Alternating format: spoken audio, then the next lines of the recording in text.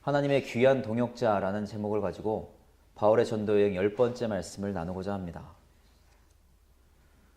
동역자는 한 가지의 동일한 목적을 가지고 함께 일하는 자를 뜻합니다.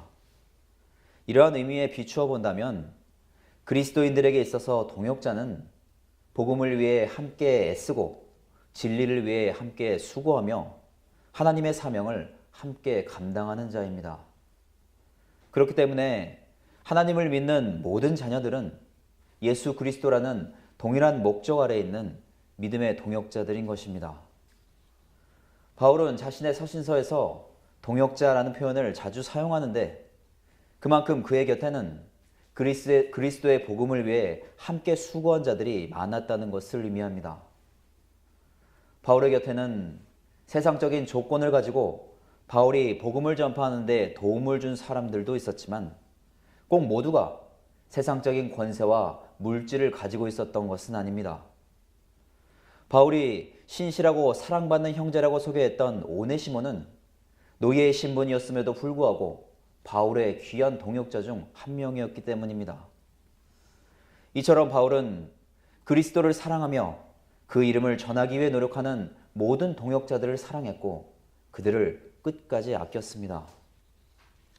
고린도전서 3장 9절에 우리는 하나님의 동역자들이요 너희는 하나님의 밭이요 하나님의 집이라고 말씀하시는 것처럼 하나님께서는 그리스도를 사랑하는 저희들 역시 하나님의 동역자가 되는 귀한 은혜를 주셨고 이 사실 하나만으로 끝까지 저희들을 사랑하시며 붙들어주고 계십니다. 그리고 저희들의 입술을 통해 말씀의 씨앗이 뿌려지게 하시며 그 씨앗이 믿음의 밭에 잘 심겨지고 성장하게 되면 또다시 진리의 말씀을 전파하는 교회로 세워주시는 것입니다. 이것이 바로 하나님의 영광이 드러나는 방법이며 피조물인 인간에게 허락하시는 귀한 은혜입니다. 사도행전 18장 1절에 그 후에 바울이 아덴을 떠나 고린도에 이르러 바울은 베레아에서 잠시 헤어졌던 실라와 디모데를 기다리며 아테네에서 하나님의 말씀을 전했고 이후에 고린도로 떠났습니다. 당시 고린도는 로마 제국의 최대 상업도시 중 하나였는데 바울이 2차 전도여행 때 교회를 세운 주요한 도시 중 하나입니다. 고린도는 뿔이라는 뜻을 가지고 있으며 그리스 반도 남부에 있는 아가야 지방의 수도였습니다. 고린도는 항구 도시로서 해상교통과 무역의 중심지였기 때문에 서쪽으로는 이탈리아와 스페인, 동쪽으로는 소아시아, 페니키아, 애굽 등과 자유롭게 무역 거래를 할 수 있었습니다. 그래서 이러한 지리적인 조건으로 자연스럽게 상업이 발달했고 경제적으로도 부유한 지역이었습니다. 로마 제국은 BC 146년에 고린도를 정복하면서 파괴했지만 BC 44년에 재건을 하면서 고린도의 로마의 이주민들을 많이 정착시켰습니다. 그리고 이때부터 학문과 문화의 중심지였던 아테네를 능가하는 아가야의 수도로 성장하게 된 것입니다. 당시 고린도 지역에는 이스트미아라는 유명한 운동 경기가 있었는데 이것은 고대 그리스 시대의 4대 대회 중 하나였습니다. 그리고 오늘날 4년마다 열리는 올림픽 경기의 기원은 이처럼 고대 그리스 지역의 도시국가들 사이에서 열렸던 제전에서부터 시작된 것입니다. 이러한 경기들은 처음에 각 도시의 영웅이나 신을 기르는 종교의식의 일부로 개최되었습니다. 그래서 2년에 한 번씩 봄에 열렸던 고린도 지역의 이스트미아 제전 또한 바다의 신인 포세이돈을 기리기 위한 것이었습니다. 당시 올림픽 종목으로는 장거리 경주, 경마, 격투기 등이 있었는데 승자에게는 월계수나 솔잎을 엮어서 만든 화환을 머리에 씌워주었습니다. 그리고 이러한 면류관은 경기에 참가하는 모든 선수들에게 최고의 명예를 상징하는 것이었습니다. 고린도전서 9장 24절에서 25절에 운동장에서 다름질하는 자들이 다 달릴지라도 오직 상을 받는 사람은 한 사람인 줄을 너희가 알지 못하느냐? 너희도 상을 받도록 이와 같이 다름질하라. 이기기를 다투는 자마다 모든 일에 절제하나니 그들은 썩을 승리자의 관을 얻고자 하되 우리는 썩지 아니할 것을 얻고자 하노라. 운동 경기에 참가하는 선수들은 단 한 명에게만 수여되는 월계관을 받기 위해 최선을 다해 질주했습니다. 그것은 다른 어떤 것보다 오직 승리하는 자에게만 주어지는 명예를 얻기 위해서였습니다.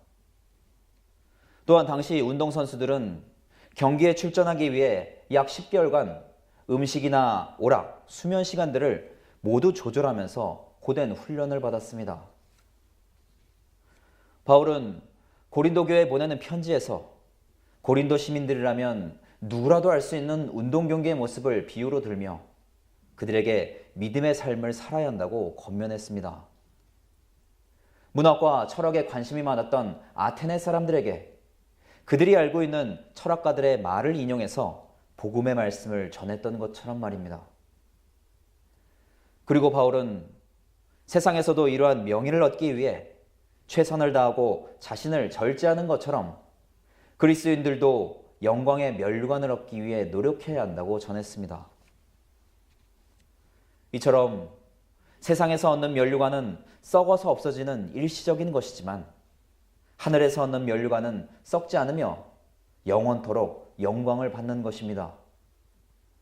그리고 하나님께서 주시는 구원의 면류관은 오직 한 명에게만 주어지는 세상의 것과는 달리 그리스도의 십자가를 믿는 모든 자들에게 주어지는 하나님의 은혜인 것입니다. 고린도 지역의 주민들은 일반적으로 헬라인, 이탈리아 출신의 자유민, 로마 제국의 퇴역군인, 상인, 정부 관리 등 여러 부류의 사람들로 구성되어 있었습니다. 그리고 특히 고린도는 해상 무역의 거점이었기 때문에 많은 나라의 선원들이나 상인들이 몰려들었습니다. 그래서 고린도에는 자연스럽게 다양한 민족이 섬기는 우상들이 모이게 되었고 각 나라와 민족의 우상들이 총 집결되는 우상도시가 되고 말았습니다. 이처럼 고린도가 가지고 있었던 지리적인 조건은 그들에게 많은 부를 가져다 주었을지는 몰라도 영적으로나 도덕적으로 타락하는 요인이 되고 말았습니다. 당시 고린도에는 애굽 사람들이 세운 이시스와 세라피스 신전, 에베소를 대표하는 아데미 신전, 수로보니게 사람이 세운 아스타롯 신전이 있었고 그리스 신들을 섬기는 수많은 신전들이 세워졌습니다. 그뿐만 아니라 로마 황제를 숭배하기 위한 신전까지도 존재했습니다. 특히 고린도 지역의 가장 높은 곳에는 아프로디테를 숭배하는 신전이 있었는데 이곳에는 약 1000여 명의 여사제들이 있었던 것으로 알려져 있습니다. 아프로디테는 그리스 신화에서 사랑과 미의 여신으로 알려져 있으며 로마 신화에서는 비너스라는 이름으로 등장합니다. 또한 훨씬 이전의 시기로 올라가게 되면 가나안에서 숭배되었던 바알 신의 아내 아세라와 고대 바벨론에서 숭배되었던 이슈타르와 동일시되기도 합니다. 고린도의 아프로디테 신전에서는 여사제들이 신전을 찾는 사람들과 제사를 지내는 명목으로 행음을 했고 그 대가로 돈을 받는 매춘이 공공연하게 이루어졌습니다.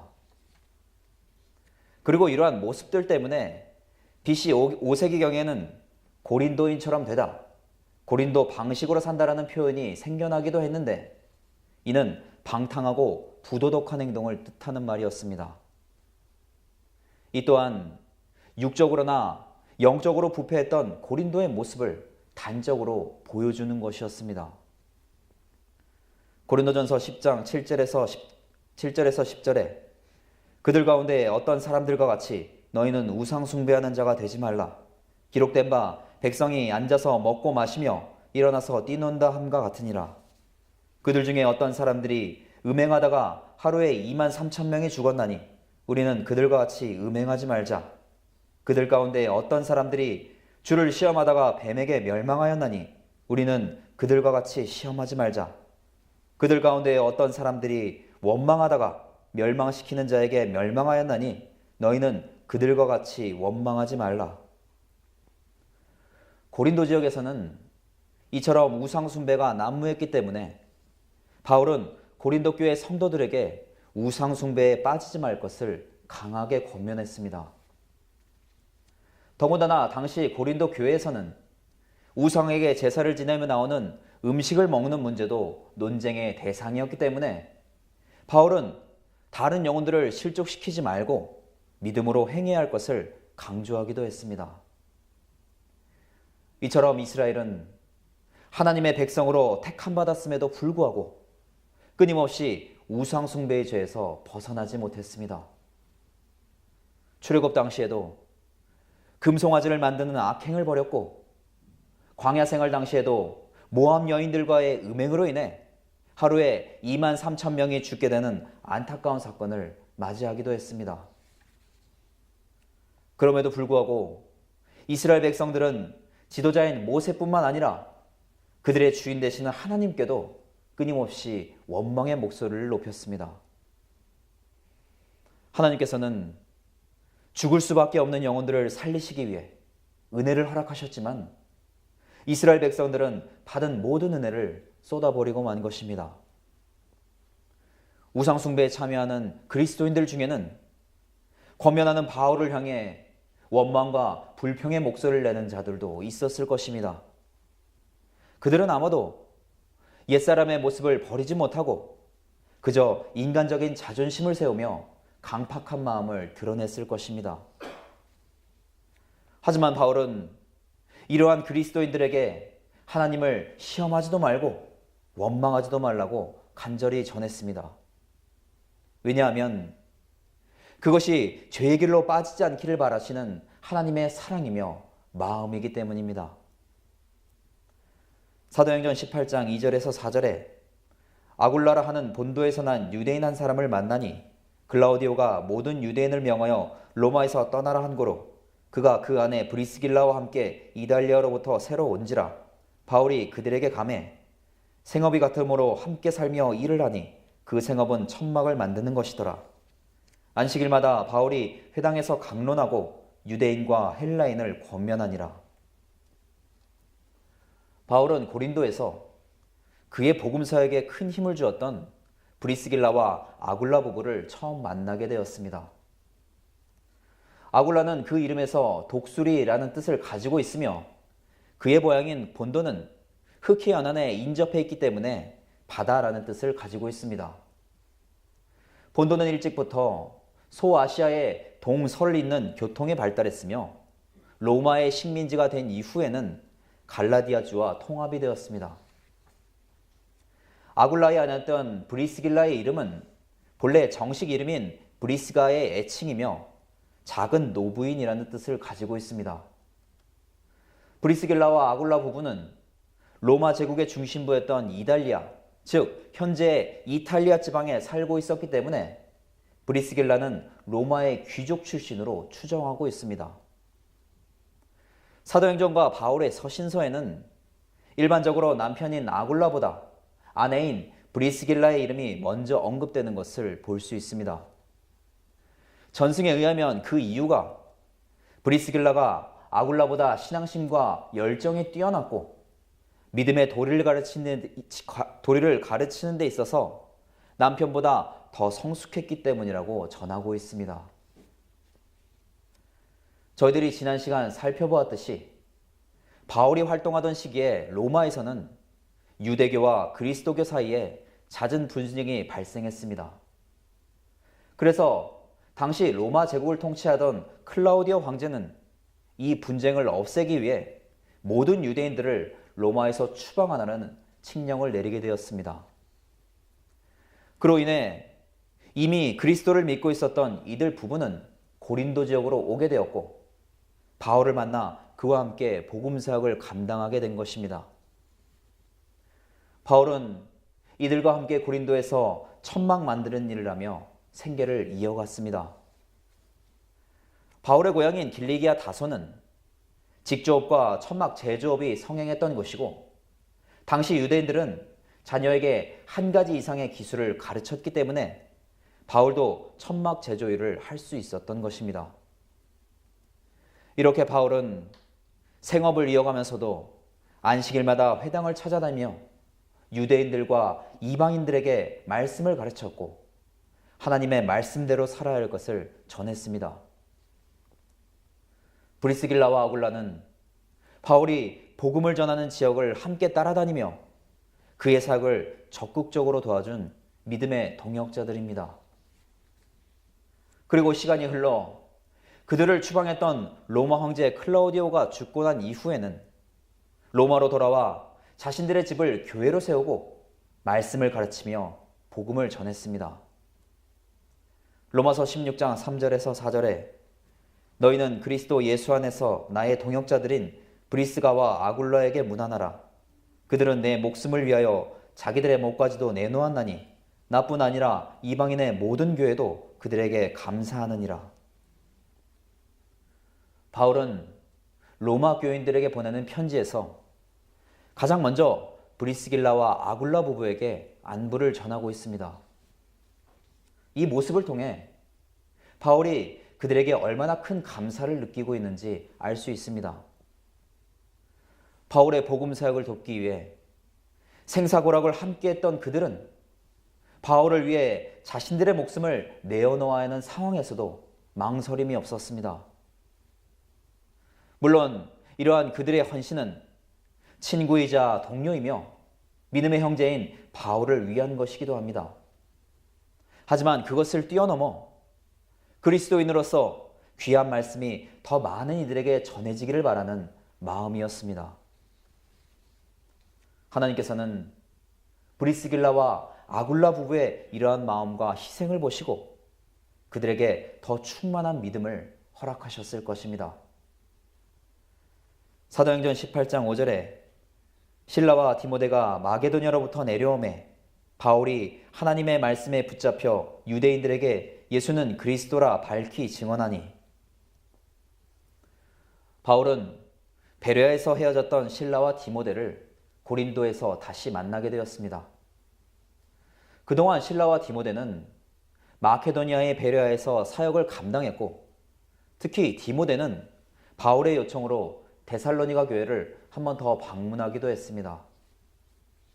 그래서 바울은 고린도에서 디모데를 다시 만났을 때 데살로니가 교회의 소식을 들을 수 있었습니다.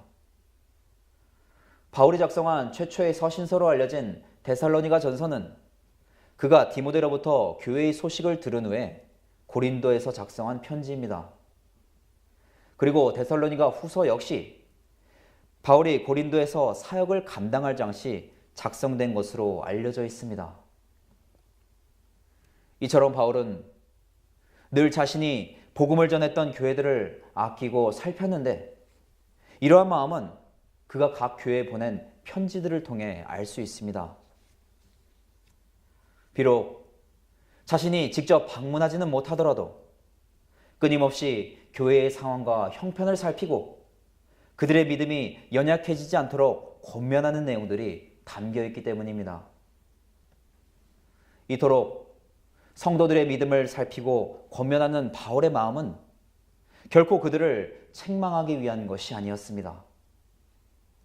언제나 교회를 무너뜨리기 위해 기회를 노리는 사단의 역사에도 흔들리지 않는 믿음으로 살아주기를 바라는 마음이었던 것입니다. 그리고 이것은 바로 믿음의 자녀들이 선한 길로 나아가기를 바라는 하나님의 마음을 대변하는 것이기도 합니다. 데살로니가전서 3장 5절에서 7절에 이러므로 나도 참다 못하여 너희 믿음을 알기 위하여 그를 보내었노니 이는 혹 시험하는 자가 너희를 시험하여 우리 수고를 헛되게 할까 함이니 지금은 디모데가 너희에게로부터 와서 너희 믿음과 사랑의 기쁜 소식을 우리에게 전하고 또 너희가 항상 우리를 잘 생각하여 우리가 너희를 간절히 보고자 함과 같이 너희도 우리를 간절히 보고자 한다 하니 이러므로 형제들아 우리가 모든 궁핍과 환난 가운데에서 너희 믿음으로 말미암아 너희에게 위로를 받았노라. 바울은 디모데로부터 데살로니가 교회의 소식을 들으며 성도들이 자신을 간절히 보고자 한다는 것과 무엇보다도 믿음으로 잘 성장하고 있다는 소식을 듣고 감사하며 기뻐했습니다. 그는 복음을 전하며 많은 고난과 어려움을 받았지만 이러한 기쁨의 소식을 들을 때마다 위로를 받고 다시금 힘을 낼 수 있었을 것입니다.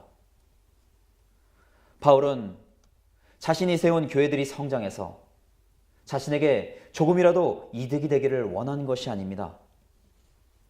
오직 하나님의 말씀이 전파되는 것만으로 기뻐했고 귀한 영혼들의 믿음이 굳건한 것만으로 감사했습니다. 하나님께서 세우신 교회는 오직 예수 그리스도 한 분만이 머리가 되시며 저희들은 그 지체들입니다. 그렇기 때문에 각 지체들이 협력해서 그리스도만을 섬기기 위해 최선을 다하는 것이 그리스도의 몸된 교회가 되는 것입니다. 이것이 바로 예수님께서 알려주신 것처럼 마음을 다하고 목숨을 다하고 뜻을 다하여 하나님만을 사랑하는 것이고 내 이웃을 내 몸과 같이 사랑하는 것입니다. 바울은 이러한 예수님의 말씀을 따라 자신과 함께 사명을 감당하는 동역자들을 늘 살폈고 복음이 전해진 교회의 성도들을 사랑으로 섬겼습니다. 그는 세상에 부러워할 만한 조건도 많이 가지고 있었고 이는 분명 그가 복음을 전파하는 데 귀한 도구로 사용되었습니다. 하지만 하나님께서는 그 무엇보다도 영혼들을 아끼고 사랑하는 그의 마음과 성품을 귀하게 사용하셨을 것입니다. 그리고 만약 바울이 이러한 세상적인 조건을 갖추고 있지 않았다고 할지라도 하나님께서는 동일하게 복음을 전하는 자로 세워주셨을 것입니다. 이렇듯 하나님께서는 저희들이 사명을 감당할 때에도 많은 것들을 바라시지 않습니다. 오직 영혼들을 사랑하는 마음 하나만 가지고 있다면 비록 내가 가진 것이 아무것도 없을지라도 필요한 모든 것들은 하나님께서 채워주실 수 있기 때문입니다.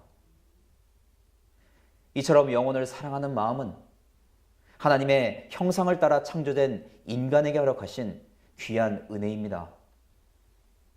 그리고 이것은 그리스도의 가장 귀한 성품이며 이를 통해 죄인된 저희들이 구원의 은혜를 허락받을 수 있는 것입니다. 허락하신 지금의 자리에서 영혼들을 사랑하는 마음을 가지고 하나님의 귀한 동역자로서 그리스도를 전하며 살아가시기를 간절히 부탁을 드립니다.